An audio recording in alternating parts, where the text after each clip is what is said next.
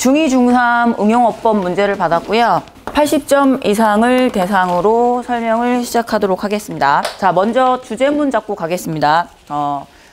Have you ever thought of your dream house? 첫 번째 문장에서 이제 질문하는 것을 이제 책을 읽는 사람들이 이제 관심 집중하게끔 만드는 것 같고요. 그리고 첫 번째 문장에서 제가 생각하기에는 중심 소재를 던져준 것 같거든요. 여기 보면 여러분들이 드림하우스, 꿈의 집에 대해서 생각해 본 적이 있냐고 물어보고 있습니다. 그래서 여기서 꿈의 집이 이 글의 중심 소재인 것 같고요. 뒤에 보면 민호 talks about a house in nature. 민호라는 학생이 뭐에 대해서 얘기하냐면 자연 속에 있는 집에 대해서 이야기를 한다고 합니다. 그래서요.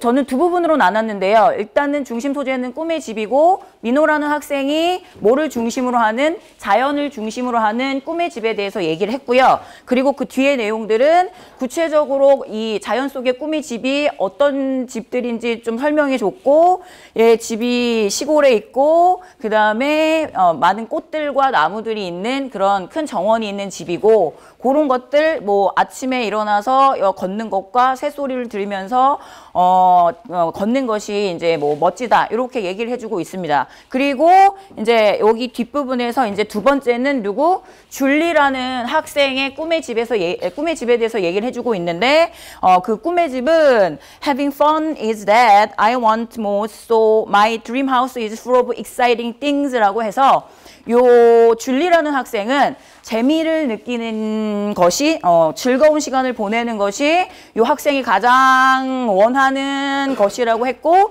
그래서 이 학생의 꿈의 집은 뭔가 신나고 재미있는 것들로 가득 찬 집이라고 이야기를 했습니다. 그래서 두 번째 줄리라는 학생의 꿈의 집은 재미를 중심으로 하는 꿈의 집이라고 생각을 해서 이렇게 두 학생들의 꿈의 집에 대해서 이제 구체적으로 재미를 느끼는 것 같은 경우는 지하실에 영화관도 있고 영화관에서 뭐 쿠키나 이런 것들을 먹으면서 영화도 보고 그 다음에 뭐 수영장도 있고 게임하는 그런 공간도 있다고 해서 구체적으로 설명을 해줬습니다.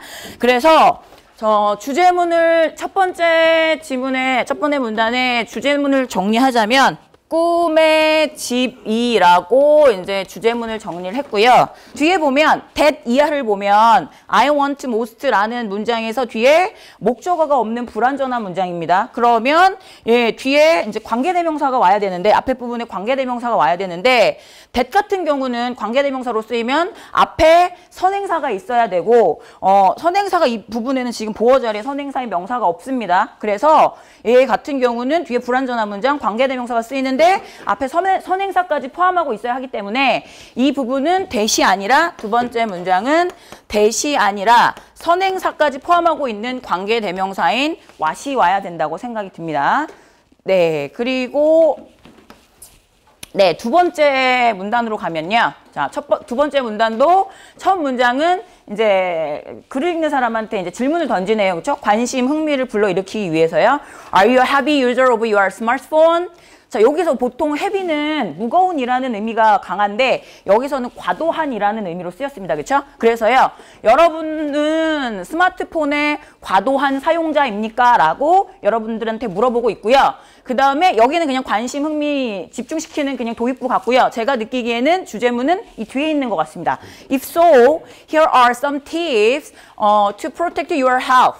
만약에 그렇다면요. 여러분이 과다한 스마트폰 사용자라면요. 뭐가 있냐면 투부정사 형용사조 용법을 이용해서 이 여러분의 건강을 지킬 보호할 몇 가지 조언들이 있습니다라고 해서 이 부분이 주제문이라고 생각이 들고요. 그 다음에 이제 뒤에서는 구체적으로 여러분의 건강을 지킬 그런 몇 가지 조언들을 해주고 있는데 몇 가지가 있냐면 세 가지가 있습니다. 첫 번째가 뭐냐면 여기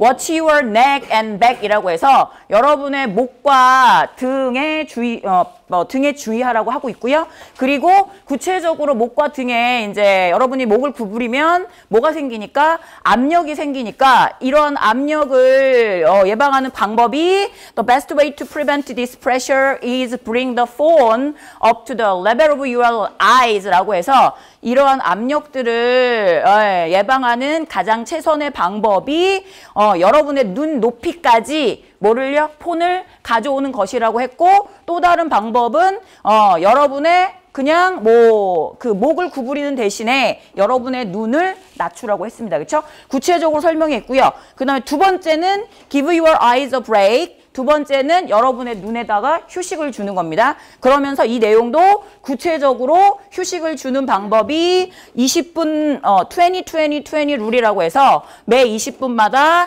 20초씩 적어도 20피트 떨어져서 휴식을 취하라고 구체적으로 설명해주고 있고요. 마지막에 세 번째 방법은 여러분의 눈을 자주 깜빡이라는 것입니다. 그렇죠? 그래서 구체적으로 얘가 왜 그러냐면 This will keep your eyes of becoming dry라고 했는데 요거 좀 이따가 볼 건데 이게 여러분의 눈이 건조해지는 것을 막아준다고 합니다.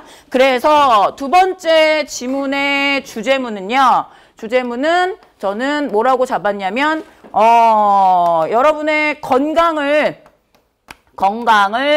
보호하는 그런 조언들이라고 주제문을 잡았고요. 그 다음에 어법적으로 틀린 거 체크포인트 잡고 가면 자 여기 보면 압력을 예방하는 가장 최선의 방법이라고 해서 이 문장에 지금 is라는 본동사가 있는데 뒤에 bring이라는 동사가 또 나왔습니다.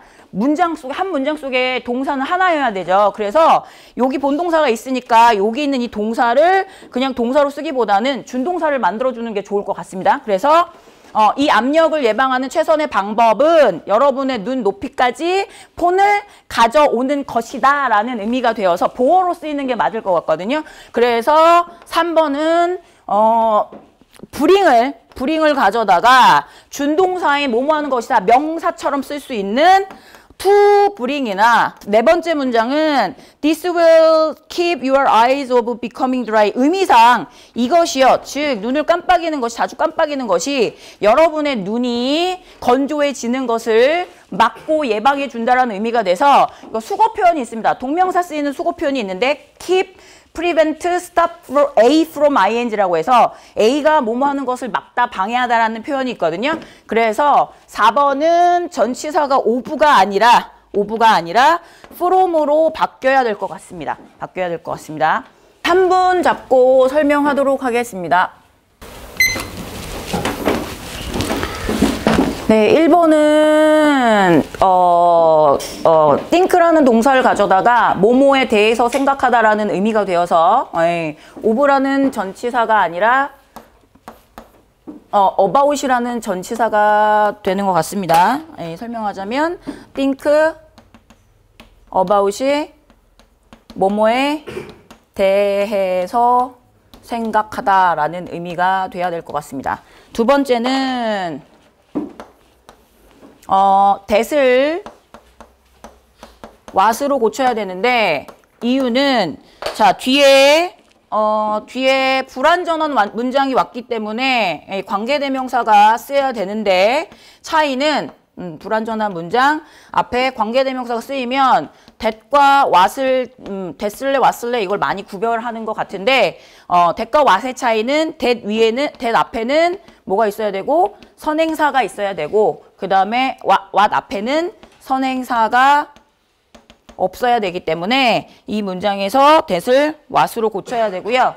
그 다음에 세 번째 문장은 지금 비동사 뒤에서 보어 자리에 써야 되기 때문에 의미상 미래적인 의미를 담고 있기 때문에 bring이라는 동사를 가져다가 준동사인 to 부정사로 바꿔야 될 것 같습니다. 동명사를 쓸 수 없는 이유는 얘가 미래적인 의미를 담고 있기 때문에 미래적인 의미여서 to 부정사로 써야 될 것 같습니다. 네 번째 문장은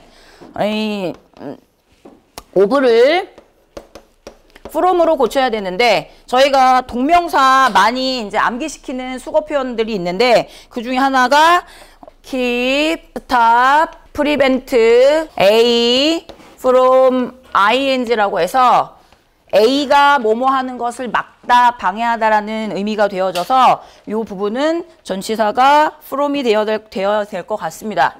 마지막으로 출제율 분석하겠습니다. 네, 첫 번째 문제는요.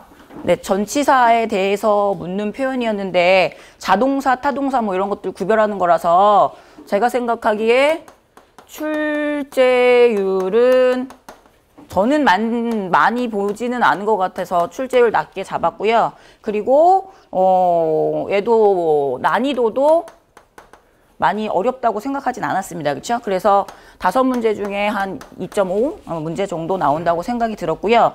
그 다음에 2번 같은 경우는 that과 what을 구별하는 것은 뭐 수능 문제에서도 나왔던 것 같고 많이 나오는 것 같고, 그 다음에 중학교 시험 문제에서는 약간 난이도가 있는 문제로 출제를 하는 것 같습니다. 제가 생각하기에는. 그래서 5문제 중에서 한 3문제 정도 내는 걸로 생각을 했고, 난이도는 비교적 이제 높다고 생각이 든 게 아이들이 뒤에 이제 문장에서 불완전한 문장이 오는지, 불완전한 문장인지 완전한 문장인지 이런 것들을 구별하는 걸 좀 어려워하는 것 같아서, 그런 것들을 약간 어려워하는 것 같아서 그래도 좀 어렵다고 생각이 들었고요.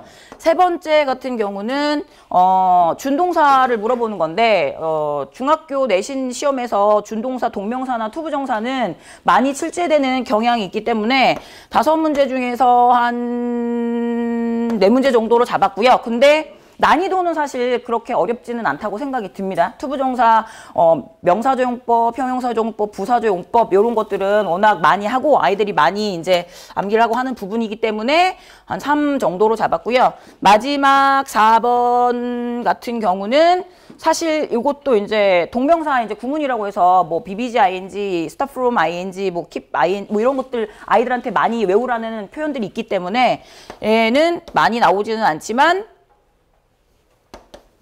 그리고 난이도도 암기하면 사실 보이는 거기 때문에 많이 어렵지는 않다고 생각이 들었습니다. 이상으로 강사평가를 마치겠습니다.